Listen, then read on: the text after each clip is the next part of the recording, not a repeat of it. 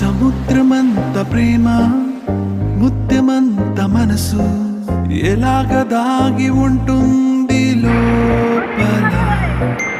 ఆకాశమంత ప్రణయం చుక్కలాంటి హృదయం ఎలాగ బయట పడుతోంది